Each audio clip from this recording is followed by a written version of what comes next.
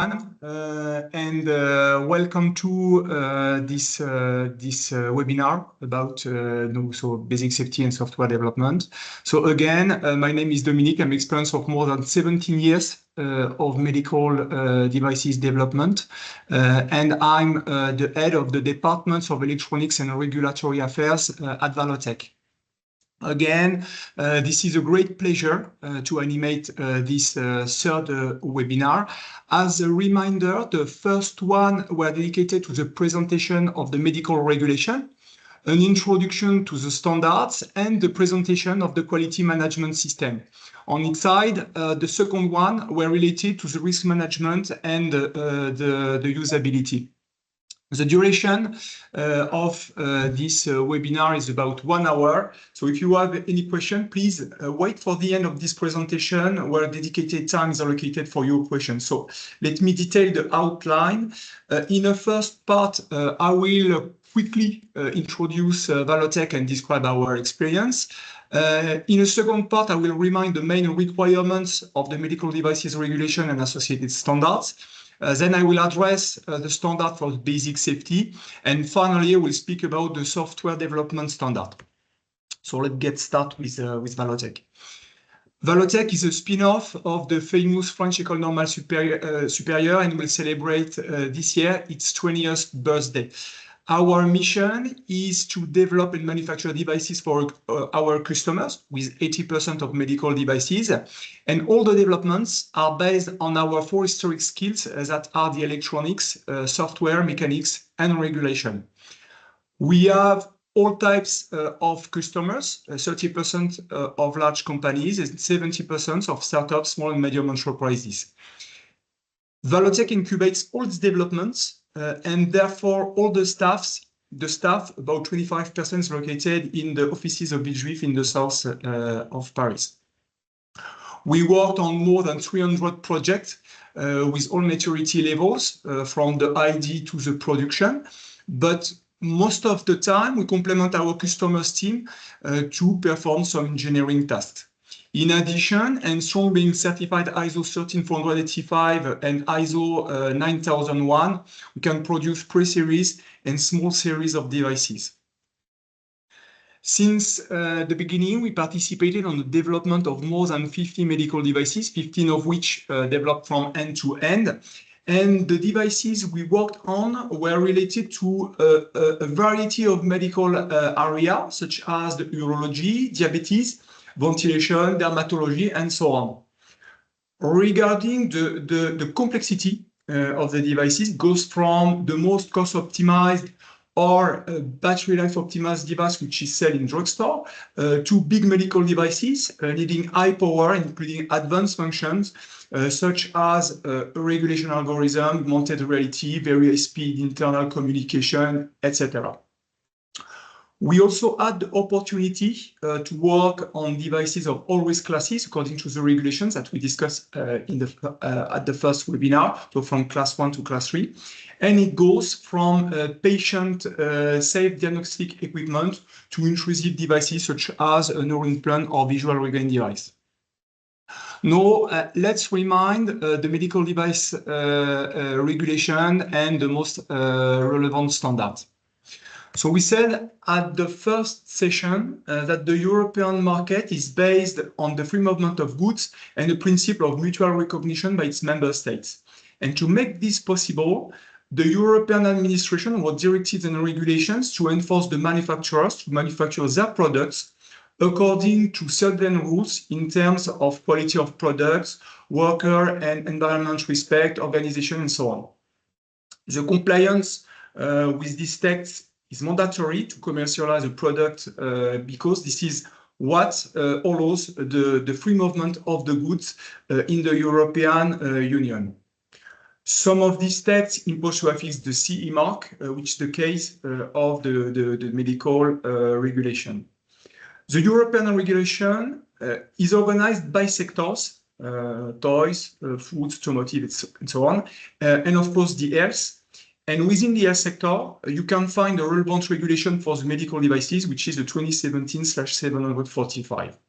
And this regulation requires the manufacturer to observe and to apply general safety and performance requirements, having two main concerns: be safe for the users and reach the claimed performances.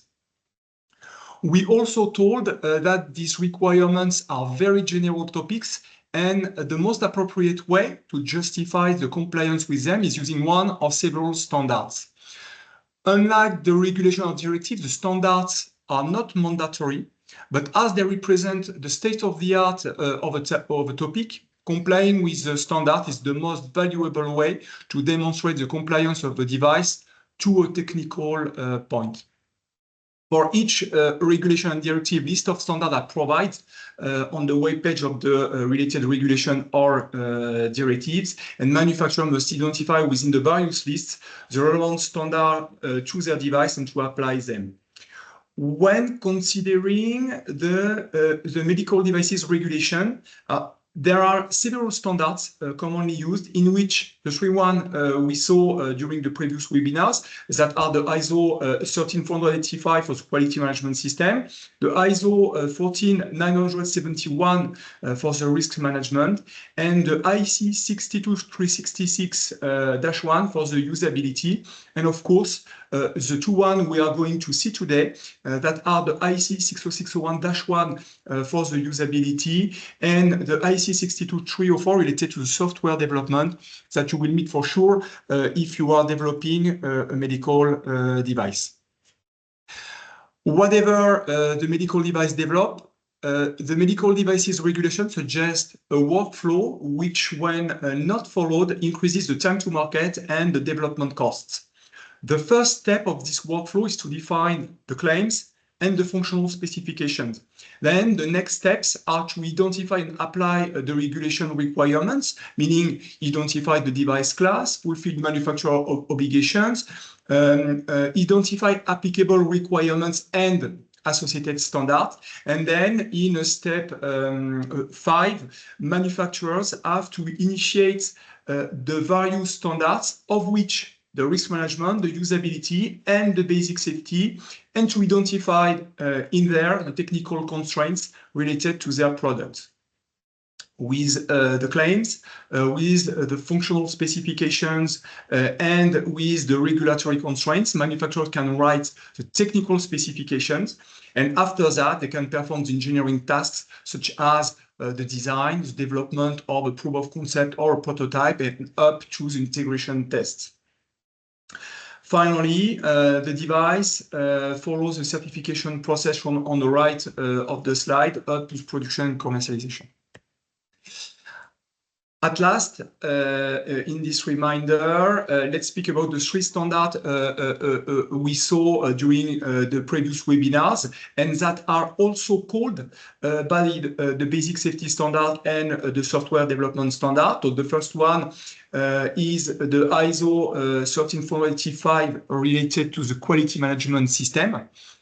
This standard helps, for example, to justify a proper development cycle, which makes sense as this activity deals with how a company is organized to carry on such a development.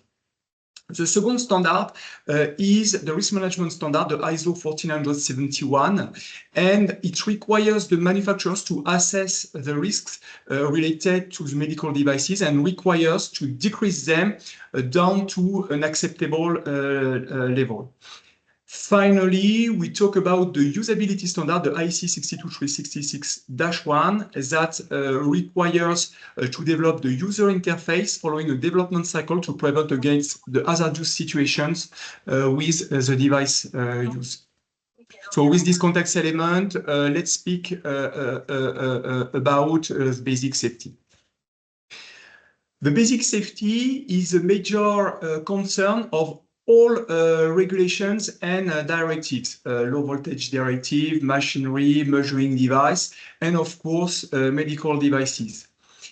In the medical devices regulation, Several requirements of the Annex 1 are related to the basic safety, as for instance, the requirement 14 related to the construction and environment properties, the 17 related to the radiation, the 18 for the active devices, the 20 related to the mechanics and thermal risk, and on each side, there is a 16 related to the software development, which part of its requirements are integrated to the basic safety standard, but most of them covered by the IEC 62304 that we will see in the last part of this presentation. So I said that basic safety is always studied, whatever the regulation of the directives, but there are some specificities depending on the sector. And for medical devices, the specificity is related to the consideration of the patients, which are supposed to be more fragile than common users. The IEC 60601 is not a standalone standard, but a standard family composed by dozens of standards, which applicability depends on your application and on your device specificities. The IEC 60601 is made of three groups of standards: the head standard, the collateral standards, and particular standard. The head standard provide general guidances whatever your device specificities and application. Now, only one standard composes this group. This is the IEC 60601-1. The collateral standards roughly depends on the specificities of your device. For example, if it is used at home, if it includes an alarm system, how the electromagnetic compatibility is tested, etc. And the standards are named IEC 601-1-X, depending on the standard. Particular standards roughly depends on the application. If we are speaking about electrostimulation device, endoscopic equipment, defibrillators, etc., and are named IEC 60601-2-X or IEC 80601-2-X or ISO 80601-2-X.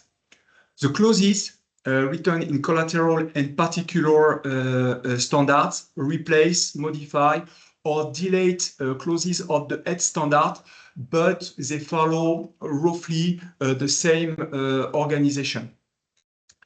In this presentation, we will focus on the head standard, the IEC 60601-1.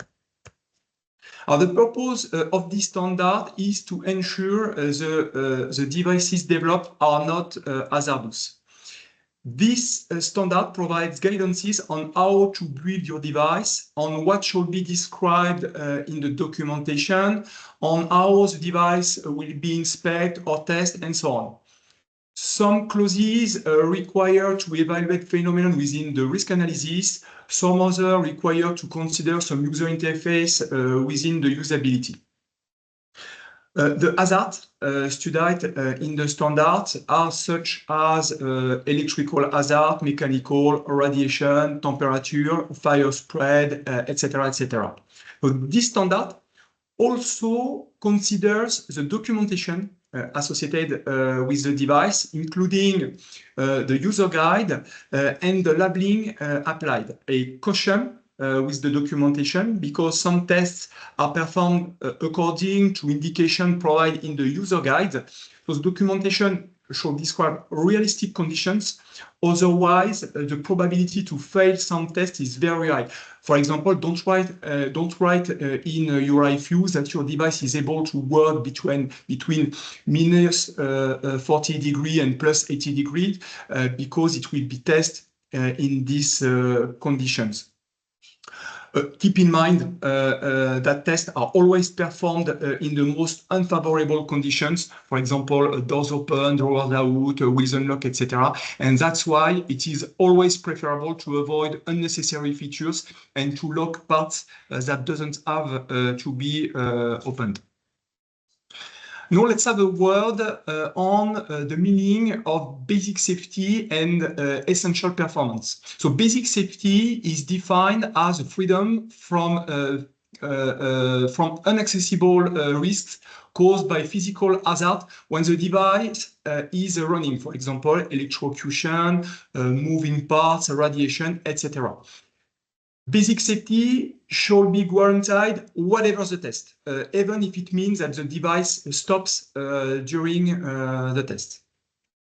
Essential performance is related to clinical functions or other than basic safety, where loss or degradation beyond certain limits could lead to an unacceptable risk. So essential performance deals with hazards arising when the device stops or doesn't work anymore as expected. So imagine a patient breathing with a ventilation system and the main power stops. Also imagine a surgeon operating the heart of a patient while the ECG monitor freezes. An essential performance of a ventilation system is, for example, its reliability. So it must continuously ventilate the patient, whatever the conditions. And the one of an ECG monitor is, for example, the measurement accuracy. So it must capture and display the Earth's activity to allow the surgeon to work whatever the conditions. So essential performance must remain functional after test, ESD test, defibrillation test, power interruption, etc. And that's why, for example, the ventilator should include a battery to keep working even if the main power is not available anymore. And that's why the ECG monitor should include protection to ensure it will not freeze if ESD are applied. Essential performances are identified in the risk analysis, but more usually they are defined by the collateral and particular standard. For example, the one of the ventilator or the ECG monitor come from their particular standards. So after these general considerations, we can describe the requirement of the standard. So the requirements in the IEC 60601-1 are organized depending on the hazard considered. And the first one is related to the electrical hazard in chapter 8. So this chapter is the most substantial one and probably the more complex as it requires technical knowledges that are not explained in the standard. So I will not address all the notion detailed in the chapter 8, but the three main ones, which are the protective earth connection, the leakage current, and the electrical insulation. And for each part, I will provide some theoretical elements and helping to understand the clauses. Beforehand, I have to say that the basic safety standards, so not only the IEC 60601, offers various strategies to protect the users from the electrical hazards. And these strategies result in electrical classes which are the same, whatever the basic safety standard. For example, if we are speaking about the IEC 60601 or the IEC 61010 or the IEC 16950, etc. 4 electrical classes exist, but only 2 classes are kept in the IEC 60601. The class 1 related to the ground protection and the class 2 related to the insulation protection. Depending on the electrical class, some clauses should be applied while some other don't. For example, the clause 8.6 related to the earth connection is relevant when your device is the electrical class 1, while it isn't if your device is in class 2. So the first prerequisite to understand in this chapter is that the human body is an electrical impedance varying between 500 ohm and 2000 ohm, depending on if it is wet or dry, if the skin is oily, depending on the quality of the electrical contact with the electrical source, depending on the part of the body through which the current flows, etc., etc. Depending on the voltage applied and the impedance of the body, the current is more or less important. And depending on the current level and the exposure time, the damage on your body are more or less critical, going from the tightening to the death. A safe area is defined as a current lower than 5 milliampere, whatever the exposure time, and lower than 50 milliampere for an exposure time lower than 100 milliseconds. You can remember as hazardous voltage the rounded value of 50 volts, meaning 50 milliamperes flowing through a 1 kilo impedance. The exact value provided in the standard is 42 volts. Now, the IC 60601 requires the manufacturer to implement means of protection, MOP, to protect the patients and practitioner from these hazardous voltages. At least two means of protection are required. And this means of protection can be simple or double, and various means can be used to implement these two means of protection. For example, insulation combined with earth protection, air clearance, clippage descent, etc. The figure on the slide shows various strategy, and each mean of protection is detailed in a subchapter of the standard. So the first mean of protection explored in the standard is the earth connection described in the clause 8.6. And to understand this clause, we must understand a second prerequisite, which is that the electricity from the main power, for example, flows from a transformer located usually outside of the building, and that this electricity wants to flow back to this transformer through the shortest way possible, meaning in electrical language, through the lowest impedance. The voltage at the output of the transformer is 240 volt, and you can consider that the current is unlimited without a circuit breaker or fuse available on the current path. This means that if someone would be in contact with this current, it could be fatal for him. The main power is usually composed by several signals, 3 lines, one neutral and the earth, and most of the time neutral and earth are connected together, and the earth terminal is connected to the ground at the transformer. So let's imagine now that in your device, which casing is in metal, the line terminal 240 volt disconnects and touches the casing in metal. If unfortunately you touch the metal casing, the current will flow through you to go back to the transformer through the earth, with all consequences we saw 2 slides ago. The damage you will undergo will depend on the quality of the electrical contact with the earth. For example, your shoes, or the availability of a circuit breaker on the current path, or the distance to the transformer. So the protection by earth connection consists in connecting the casing in metal to the earth through an impedance less than 0.1, which is much lower than the one of your body, which I reminded is between 500 ohm and 2000 ohm. And doing this, in the previous situation, the current will not flow through your body, but through the earth connection, because in an electrical point of view, this is the shortest way. So the chapter 8.6 of the IC 60601 provides guidances in the construction of your earth connection, and also test method and thresholds to ensure its effectiveness. The second mean of protection is related to the leakage currents.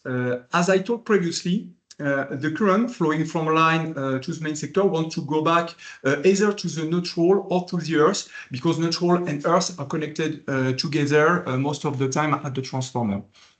We must understand that even when a device works properly, when someone touches the device, this is like connecting an impedance, an high impedance in parallel of the device, and there is always a small portion of current flowing through it. So when you touch a device, there is always an undesirable current flowing through you, and this is what is called the leakage current. From the point of view of the tester, the leakage current is a very interesting phenomenon, as it characterizes in one single physical quantity the quality of your insulation and your host connection. And that's why the leakage current is always tested, even when partial tests are required to allow clinical trials, for example.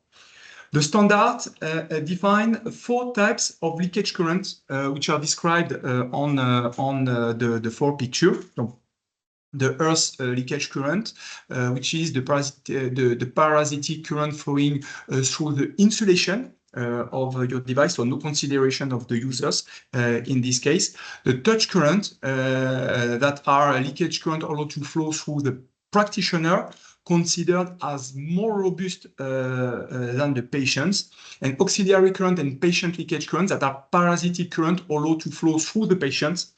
So auxiliary current is unwanted current flowing between 2 parts applied to the patient, and the patient leakage current are the current flowing from one applied part to the ground. So leakage current are unavoidable, and this is okay if the leakage current is lower than the value I speak about a few slides ago. The standard specify various values for the leakage current depending on the type of the leakage current, depending on the figure shown on the slide considered, depending on the required insulation, or if we are in normal condition or in fault condition, we will see that in few slides. And this result goes from 10 microamperes to 10 milliamperes. The third means of protection I would like to talk about today is the electrical insulation detailed in chapter 8.8. So be brave, this is the last technical point I promise. So the electric insulation is the ability of a material to prevent any current to flow through him.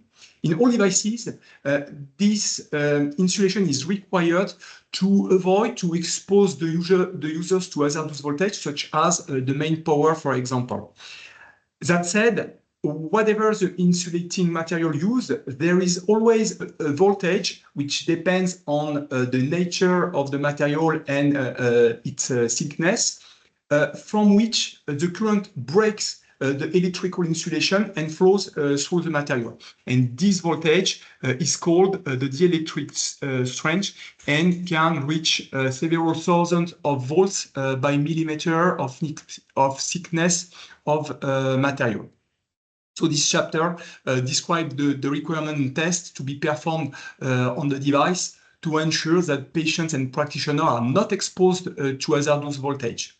So the insulation value depends on several considerations. For example, the type of part considered, if the part is applied to the patient or the practitioner, the number of means of protection to be implemented with the insulation, the value of the hazardous voltage, etc., etc. There can be several insulation within a device, and all of them should be considered and tested. Usually, a certified body requires an insulation diagram allowing to understand how insulation is managed in your device, as illustrated on the figure. And I precise that this diagram is not defined in the standard. There is plenty subject and notions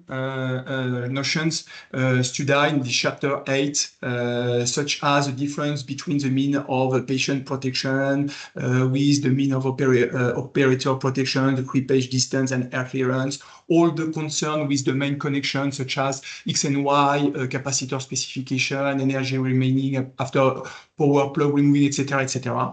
I think this concern could fill an entire webinar, and I think more profitable for today to understand the philosophy of the standard in addition with some tips. So to maximize your chance to comply with this part of the standard, there is several good practices you should follow according to me. So the first things to do I think, is to design your system. So you have to begin with a drawing of your insulation diagram as shown previously. Avoid insulation in parallel. Manage the floating metallical parts in your device, etc., etc. Then use certified components as much as possible. For example, power supply certified IEC 60601 for the basic safety, but also IEC 60661-1-2 for the EMC. Use ESD diode and optocoupler complying the standard family IEC 61000, for example. Then work at low voltage as much as possible, but lower than 42 volts, as explained previously. Decrease the power consumption. It's very important. And last but not least, favor a good mechanical assembly, short electrical connection, insulation performed using solid materials like plastics, electrical continuity done using metallic casing, etc., etc. Apart from these from the electrical hazards, the IEC 60601 addresses several other hazards, as for example, mechanical hazard, radiation temperature, etc. So I will not detail all the topics of the IEC 60601, but I will only introduce two additional hazards that I think relevant as an introduction to the basic safety.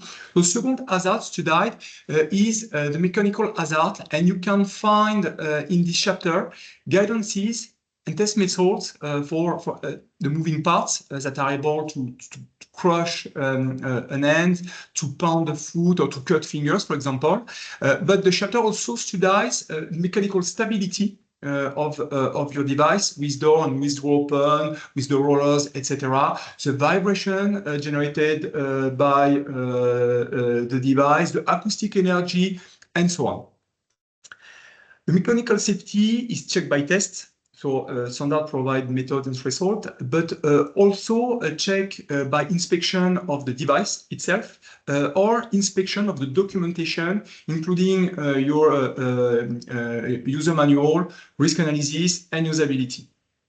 Now, the mitigation of the mechanical hazard can be done providing evidences of an appropriate mechanical design, or implementing guards, or providing information. And this reminds the three types of risk control means we saw in the risk analysis, so safety done by inherent design, by protective measures, or providing information to the user. So, but whatever safety means, it will be inspected and tested by the certified body.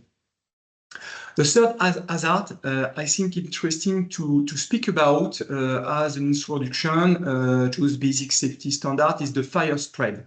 And to manage this hazard, several options are possible. So you can design your device to prevent fire departure by limiting the power to 15 watts, for example.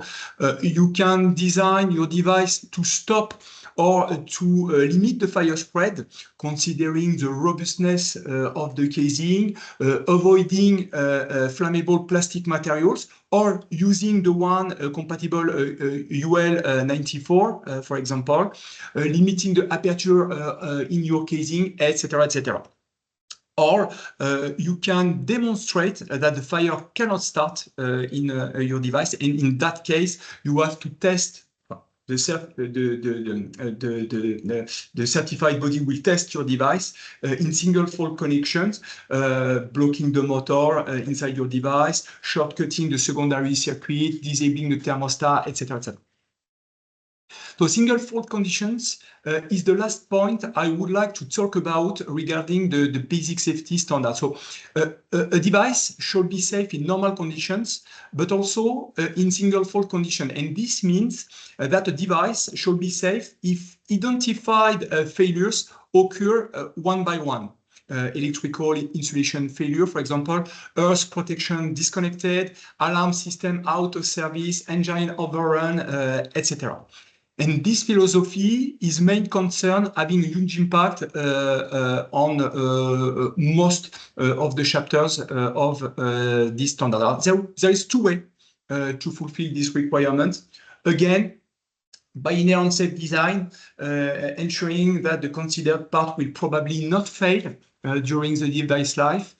Example of such mechanism are double electrical insulation to protect against the hazardous voltage, high performance components, meaning components which performances have been tested according to reliability standards. For example, limited the power inside your device to prevent against a fire departure, as we saw in the previous slide. So the second way consists in implementing mechanism to manage failures in order to decrease the occurrence of a risk. Once more, we recognize here the notion of risk control by protection means. I give you a few examples. To prevent electrical hazard, a strategy could be to combine an electrical insulation to the main with a protective earth connection. To prevent mechanical hazard related to a trapping zone, a strategy could be to combine mechanical guard with an automatic emergency stop. And to prevent against high temperature exposure, a strategy could be to combine a cooling system with an over temperature alarm system, for example. Now, as I already told, the compliance with the various IEC 60601 standards is assessed by a certified body that deliver a conformity certificate and a test report containing all the topics we discussed and much more. The size of the test report can reach several hundred of pages. And these two documents should be included in your technical file and allow to provide the evidence to your notified body or to a safety authority that your device complies with the requirements of the regulation regarding the basic safety. So now we have completed the part related to basic safety. Let's speak about the software development standard, which mindset is similar to the one of the usability. So let's begin with some generalities. The software development cycle emerged in the 60s in sectors such as the aeronautic and the automotive. And it was required to manage the quality of developments on projects implementing electronic chips and programs always more complex. Furthermore, some disasters such as Ariane crash or the Terra 25 scandal in the medical sector enforced the legislator to put in the regulation the need to follow a development cycle to ensure a good quality and a good reliability of the development. The legislation is quite old in some sectors, from 1982 for the first version of the software development cycle in the aeronautic, compared to the IEC 62304, which first version was published in 2006. And moreover, a rigorous application of this standard is even more recent, around 2017, according to our experience. And before, it was allowed to develop the software in the spirit of the standard. And today, it is impossible to do that, and all the software shall follow the development process we are going to see. So when considering the relevant regulation of standalone software, the first question to ask yourself is my software a medical device? So I remind you that standalone software used for medical purposes are considered as active medical device in the regulation. So software is a medical device if medical application is claimed. I'll give you some examples. So a software intended to diagnose a pathology is probably a medical device, while another one providing tips or advices for prevention, probably not.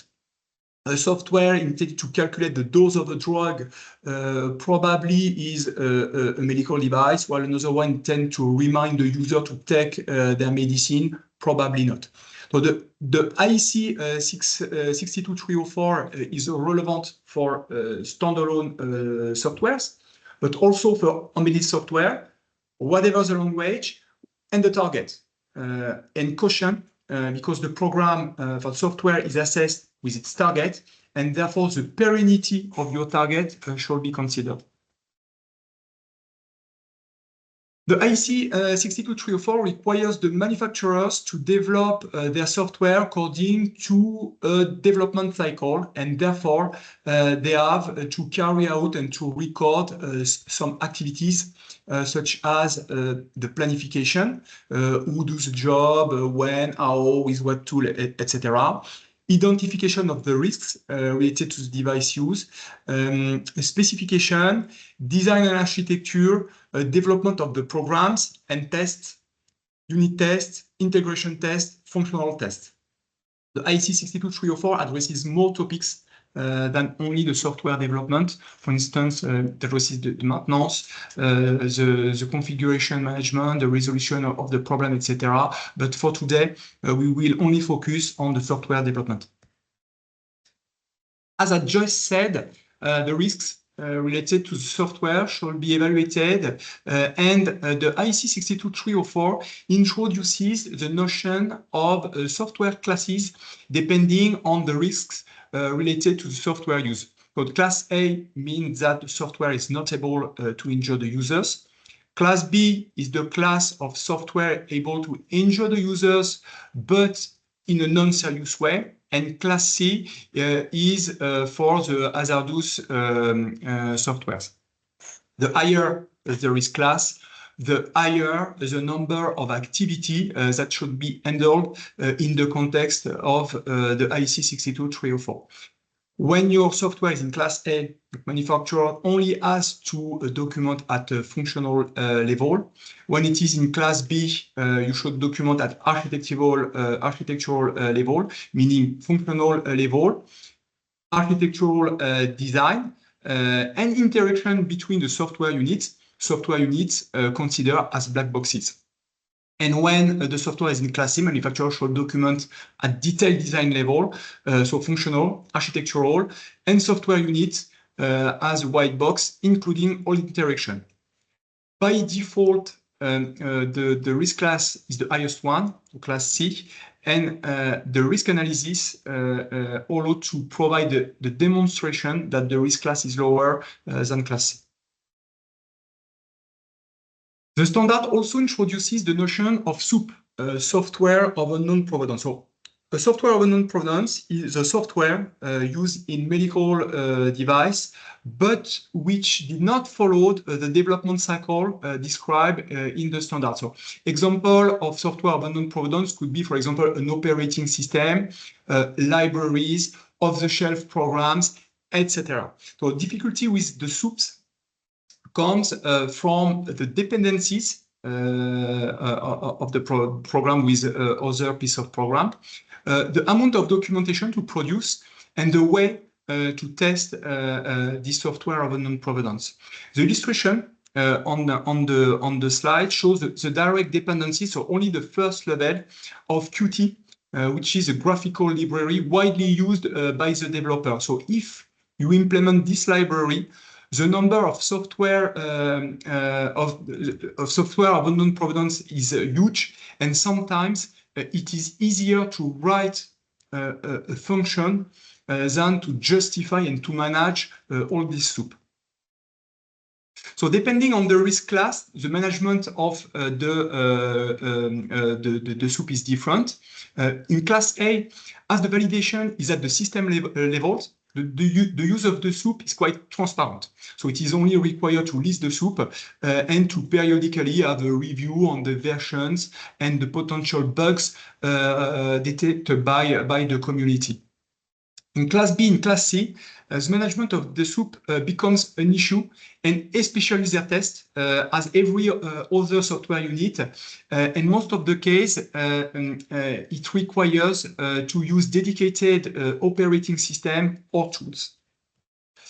According to ValoTec experience, the impact of the software class on the development cost is exponential because the higher the risk class, the deeper the specification management, the more combination you have to manage, the more tests you have to perform, the more dedicated to a certified library you may need, the more documentation you have to write, etc., etc. Of course, dedicated tools and certified library are not provided for free. These tools and library are quite mandatory if we are considering development in Class B or C.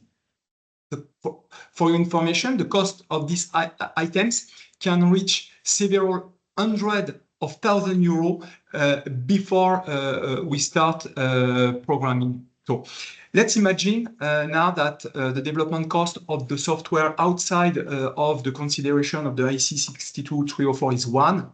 The same development in Class A will be something like 3, according to us, ValoTec metrics. The same development in Class B should be 5, and in Class C should be something like 10.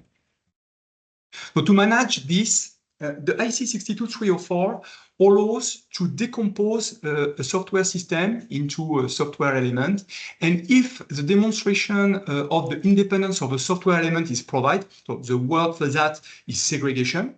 So if a software, segregation of a software element is provided, then its class can be different than the one of the other software element. For example, imagine various software elements running on a different processor composing a multi-core architecture. So the segregation is very useful to decrease the development effort, as it allows to confine the Class C to a very small portion of the system. So to illustrate this, let's consider a system with a software in Class C driving low-level peripherals and displaying information on a touch screen. As this kind of development probably requires operating system and graphical libraries to provide a pretty HMI, as well as low-level features, we could imagine that a lot of software of unknown provenance should be used. This kind of development may require a specific pre-certified software or tools, for example, both support package, hypervisor, libraries, IDE, everything you want to make the development compatible with the standard. To manage this kind of situations, it is possible most of the time to implement additional features dedicated to the safety. This may result in implementing, for example, an additional small microcontroller or only hardware features, additional sensor, and I don't know what. But at the end, the cost of these additional features, in addition with the cost of their development, is probably negligible compared to the development cost of your program in Class C. So I precise here that this strategy is relevant in a medical sector, where the pressure on the recurrent costs is not so high compared with some sector like the automotive, where every cent is assessed and where the production at large scales allow to pool the development costs.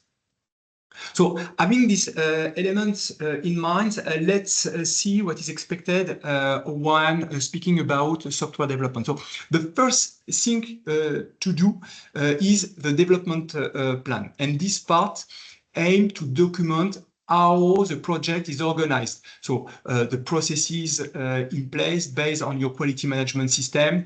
For example, what are the development workflow, who are the developer, what are the work instructions for the development, for example, etc., etc.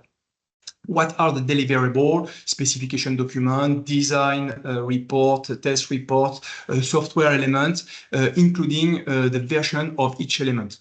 the way the traceability is managed, the tool used for the versioning tool, the IDE for the test, etc., including the version of the tool and the list of the soup as described previously.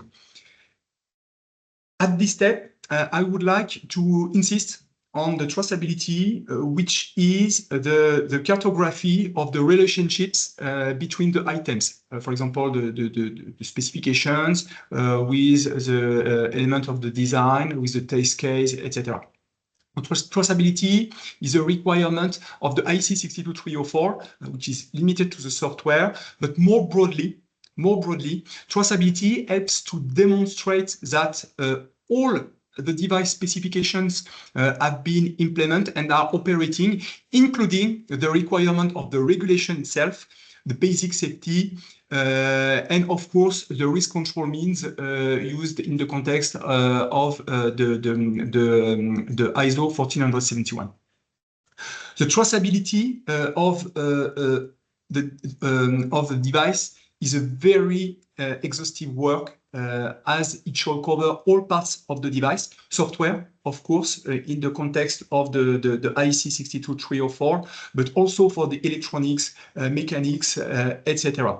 So the traceability system can have to manage dozens of documents and thousands of specification and tests. So you can try to perform this task using Excel if you have time to waste, but I strongly advise to use dedicated tools. So at ValoTec, we use Rectify. The standard requires to write software functional specification, whatever the device class. There is several levels of specification allowing the various members involved on the project to exchange information, and the specification should be understood as a contract between the various teams, and their goal is to allow everyone to understand at its level what needs to be done and to avoid any regression or information loss. Usually, a specification represents an effort between 5 and 10% of the project workload. So specification describes what the system is doing and shall answer the question what. The question how is answered by the design document we are going to see in a few slides. Now there is a recurring question, which is to know how much a system should be specified. And usually the answer is included in your development budget between 5 and 10%, as I said. And keep in mind two things: better a few well-written and easily testable specification than many contradictory and untestable specifications. And secondly, the more you describe what you want, the more chance you have to get it. And keep in mind that the code, the program, is a kind of extremely detailed specification for the machine. In the various levels of specification, there is the statement of the need that is provided by the threads, and I will skip. And there are the system specification and the technical specification. I mean the functional specification of the technical parts, software, hardware, mechanics, and so on. So the scope of the specification of the IEC 62304 are the specification related to the software only. So on the screen, there is an example of a specification declination from the statement of the need related to a neonatal incubator, which purpose is to welcome preemies, babies, to help them to grow up in good conditions. And to do this, one need is a device must reproduce the fetal environment.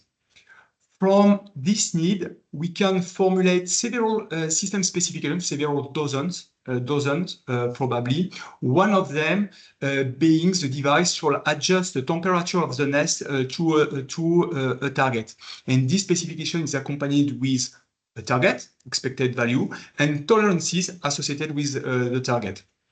From the system specification, can deduce technical specification also several dozens from one system specification. Some technical specifications are related to software, some other to the hardware, to mechanics, etc. One software specification could be the software should get sample of the temperature signal with a range and tolerance.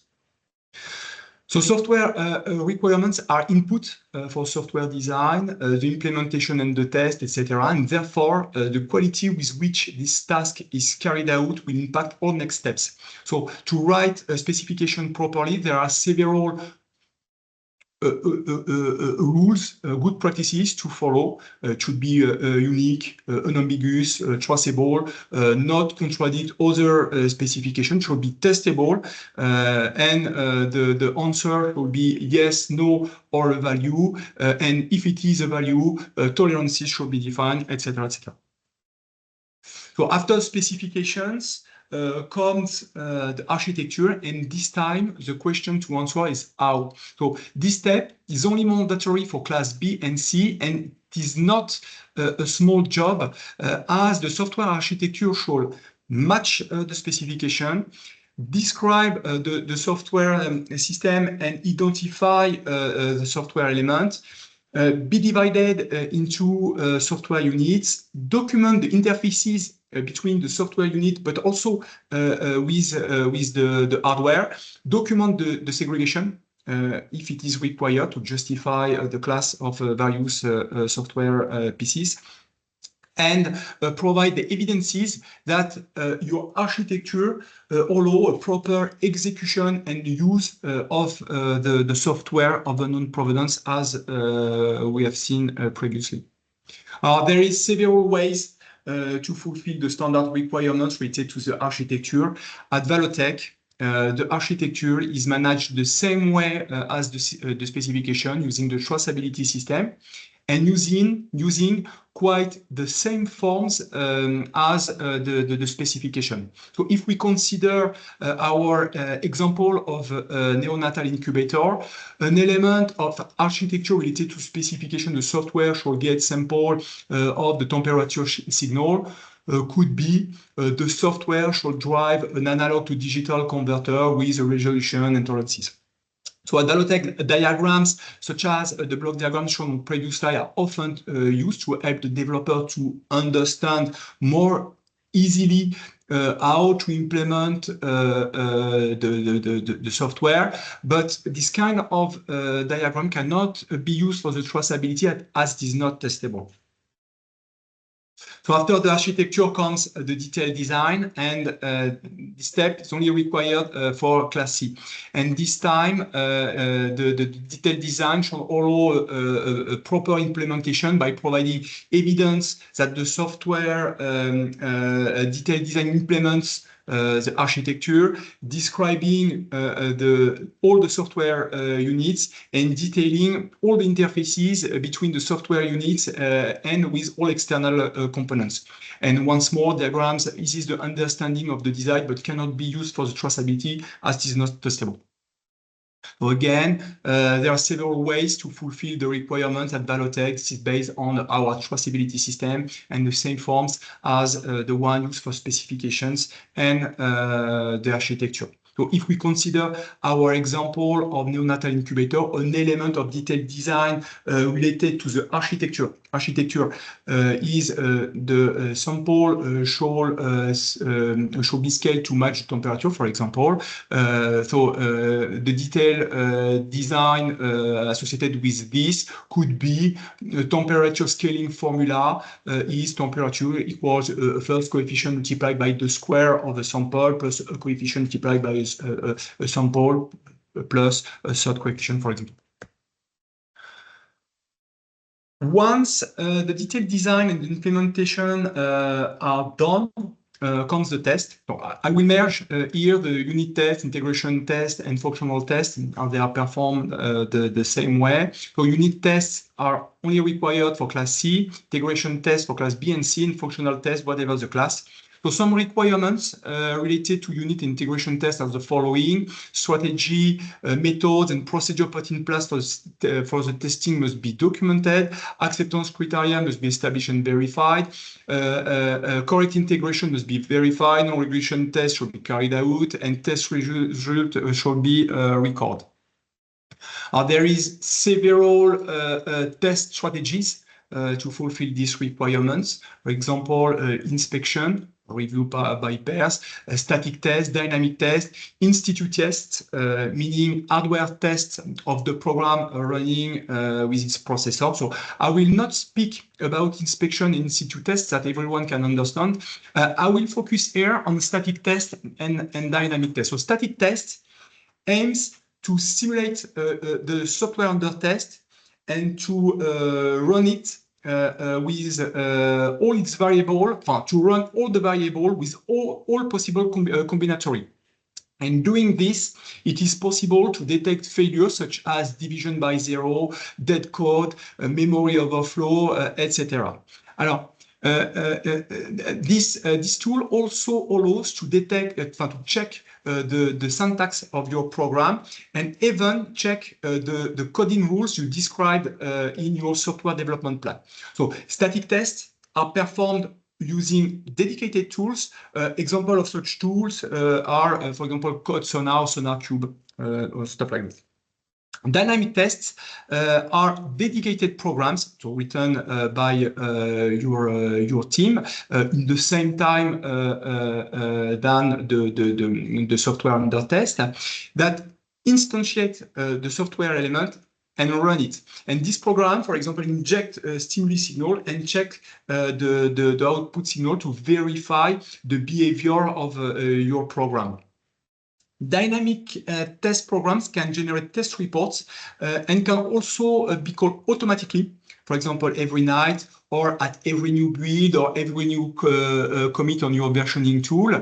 And there is, according to me, three main benefits in this automation. First, this allows to run the test periodically, and therefore it increases the chance that there is no regression between two versions of a software.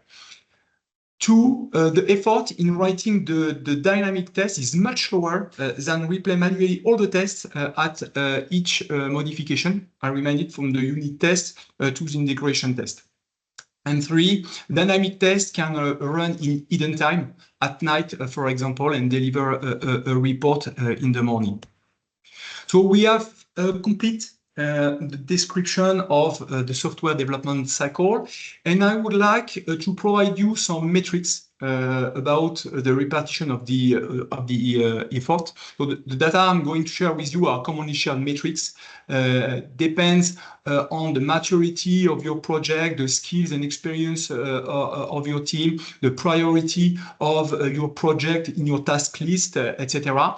However, this data allows to have an overall idea of what should be the time spent on each task. So first, the development only represents 33% of the overall cost. So the maintenance is the most expensive task and highly depends on the quality of your development and how much your project has been tested. Maintenance can represent up to 90% of the development cost when the development have been poorly performed.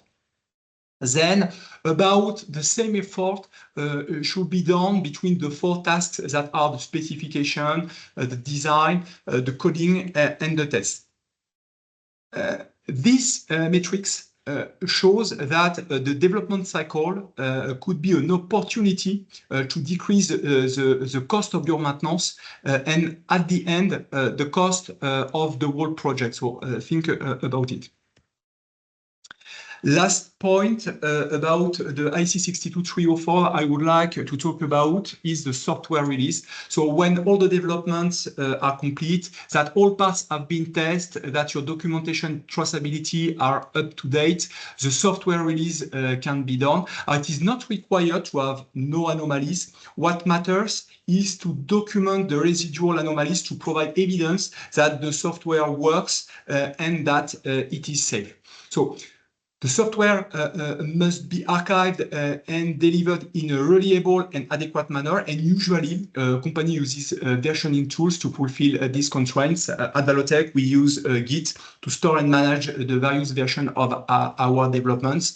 And this tool can also be used to build the binary from the source code stored on the server, but also to run the static and dynamic tests described on the previous slide. So we completed the chapter of the software development, and I would like to end this presentation reminding you the main elements in this webinar. So first, the regulation 2017/745 is mandatory when developing a medical device, and that the basic safety and software development are parts of its requirements. Then you can use the standard IEC 60601 to fulfill the requirements of the basic safety. This standard is related to hazards such as electrical hazard, mechanical hazard, fire, etc., and provide guidance on how to build your device, on how the device will be inspected and tested, and so on. And finally, the standard for the software development is the IEC 62304 and requires to follow a development cycle, meaning specification, design, test, etc., more or less deep, depending on the risks associated with the software.